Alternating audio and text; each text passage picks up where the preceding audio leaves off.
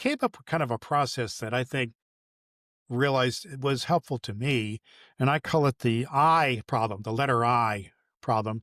And introspection, it kind of leads me into that. And I'll just want to unpack it with you here just for a second, and because it's kind of what I'm writing my book about, and it kind of the I problem, and it's kind of based a little bit on my experience of having prostate cancer. And the if you allow me to share it with you here just for a minute, James, the first I, there's four I's in this. The first I is insanity, which is when you go through this time, it's a time of mass confusion.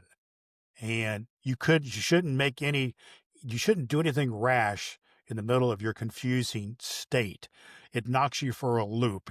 When you get a diagnosis of cancer, I'm sure when you lost your children, you probably had some times when you were just a little bit crazy, a little bit off your game. Is that a fair thing to say, James, when you had that going on in your life? Is that fair? Yeah. And then, so you shouldn't do anything right away. Insanity is the insanity part is the confused state when you knocks your breath out. When I got the word I had cancer, I couldn't really function for a couple of days. Then the next stage, I call it the incontinence stage. And it's kind of something that people with prostate cancer have to deal with.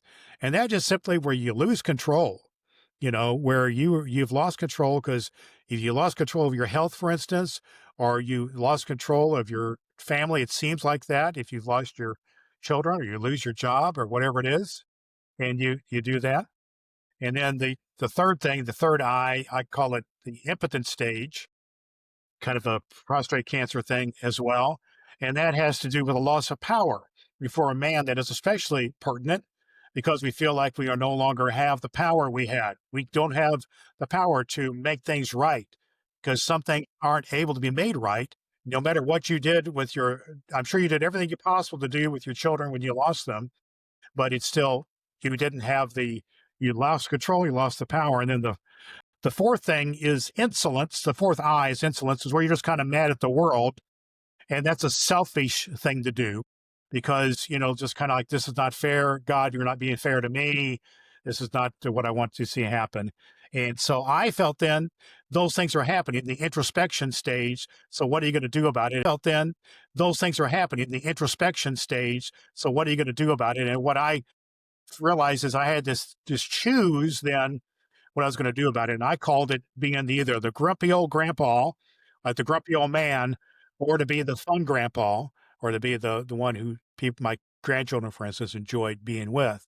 And then I got my whole process then that I work with then James about how to transform from that introspection stage to the engaged healing stage of what you're going to do to be not the grumpy old man, which I was afraid I was going to be, but to be the one that people enjoyed being with, that kind of thing.